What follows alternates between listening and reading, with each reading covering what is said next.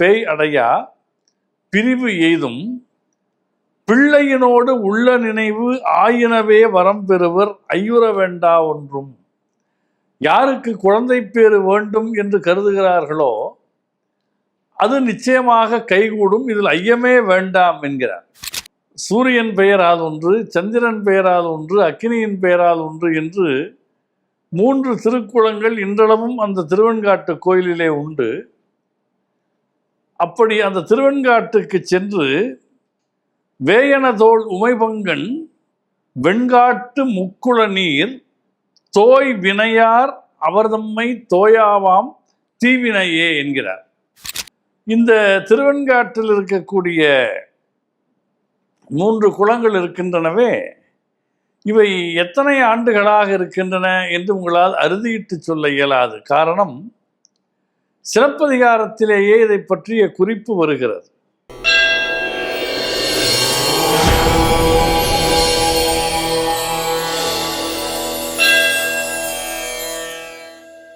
தெய்வத்தமிழ் TV நேயர்களுக்கு வணக்கம்.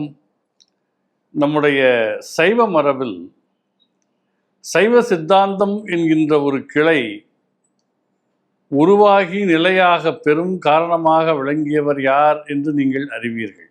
மெய்கண்டார் என்கிற அந்த மாபெரும் ஞானி. அவர் அவதாரம் செய்வதற்கு அடித்தளம் அமைத்தது திருமுறைகள் என்பது பலரும் அறிந்த செய்திதான்.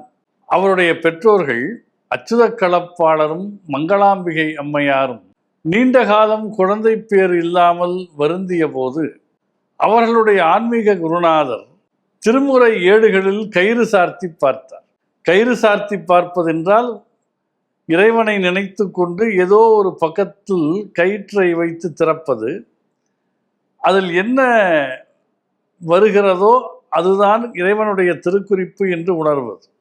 அப்படி திருமுறையில் கயிறு சார்த்தி பார்த்தபோது ஞானசம்பந்த பெருமான் அருளிய திருவெண்காட்டு திருப்பதிகம் சித்தித்தது.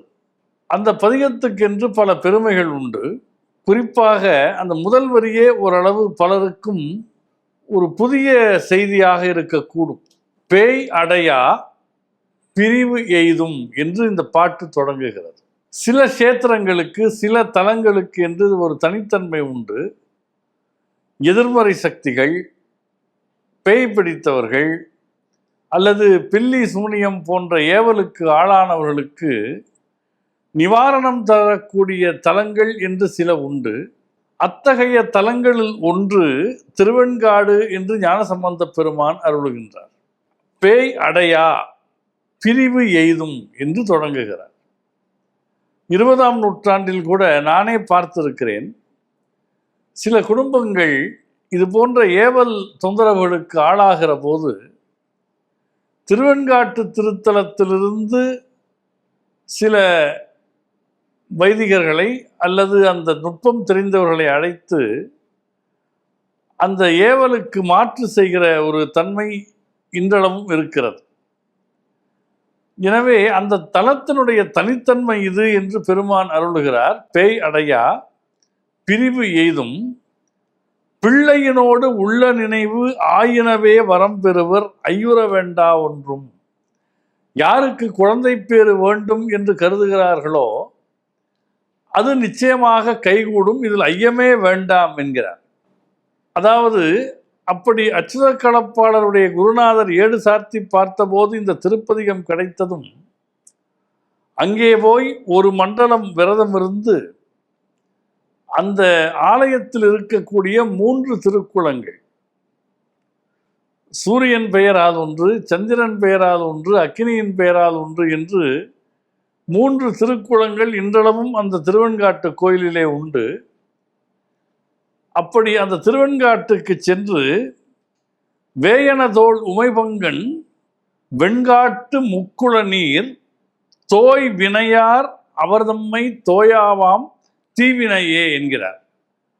தோய் வினையார் என்றால் அந்த 3 குளங்களில் நீராடுகிற தொழிலை செய்கிறவர்கள், அந்த பணியை மேற்கொள்ளுகிறவர்கள். அவர்தம்மை தோயாவாம் தீவினையே, அவர்களை தீய வினைகள் அண்டாது என்று சொல்லுகிறார்.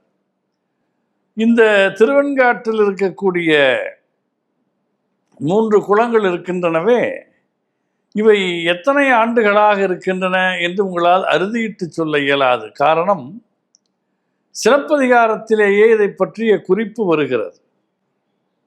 கண்ணகி கோவலனை பிரிந்து இருக்கக்கூடிய காலகட்டத்திலே அவளுடைய தோழி சொல்லுகிறாள், சோமகுண்டத்திலும் சூரிய குண்டத்திலும் நீராடினால் உனக்கு அதனால் பலன் கிடைக்கலாம் என்று சொல்லுகிறார். அந்த சோமகுண்டம் சூரிய குண்டம் தான் திருவெண்காட்டிலே இருக்கக்கூடிய 3 குளங்களில் 2 குளங்கள்.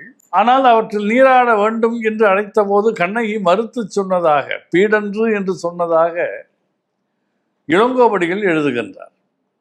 எனவே 2000 ஆண்டுகளுக்கு முற்பட்ட இலக்கியங்களிலேயே இந்த திருக்குளங்கள் பதிவாகி இருக்கின்றன என்பதை பார்க்கிற போது, பன்னெடுங்காலமாக தமிழ் மரபில், சைவ மரபில் போற்றி வழிபடப்பெறக்கூடிய திருவெண்காட்டு பெருமான், இந்த திருவெண்காடு என்பதற்கு வடமொழியிலே ஸ்வேதாரண்யம் என்று பெயர்.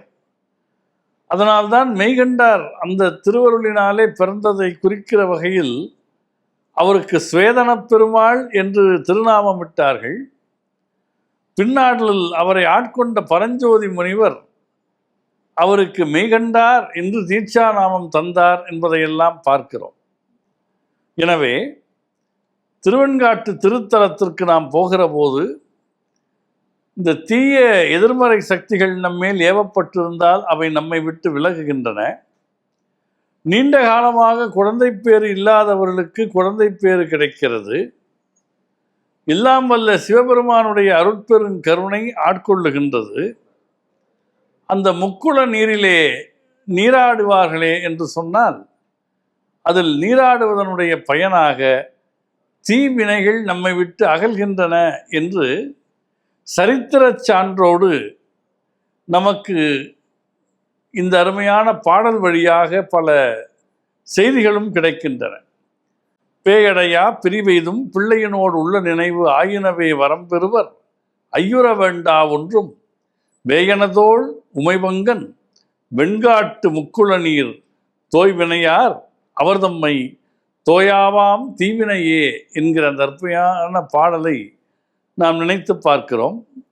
இதிலே இன்னொரு அருமையான செய்தி என்னவென்றால், இந்த அச்சுத களப்பாளர் இருக்கிறாரே, மங்களாம்பிகையினுடைய கணவர், மெய்கண்டாரனுடைய பெற்றோர், இவர்கள் 2 பேரும்.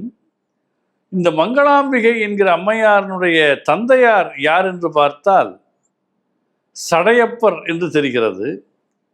கவி சக்கரவர்த்தி கம்பரை ஆதரித்த சடையப்ப வள்ளலனுடைய பெயரர்தான் மெய்கண்டார் என்கிற ஒரு புதிய செய்தியும் பல ஆய்வாளர்கள் வழியாக நமக்கு அறிய தந்திருக்கிறார்கள்.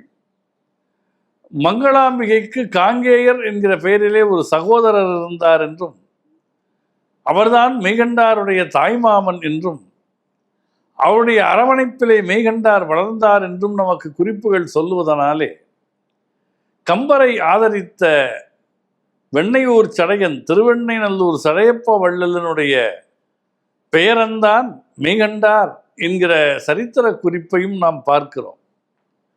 இது போன்ற செய்திகள் முறையான ஆவணத்தில் பதிவாகி இருக்காவிட்டாலும் கூட வழி வழியான வழிபாட்டு தன்மையில் எப்படியெல்லாம் குடும்பங்கள் ஈடுபட்டன என்பதை இது போன்ற செய்திகள் நமக்கு உணர்த்துகின்றன. ஞானசம்பந்த பெருமானுடைய இந்த பதிகம் நமக்கு வாழ்வாங்கு வாழ வழிகாட்டுகின்றது.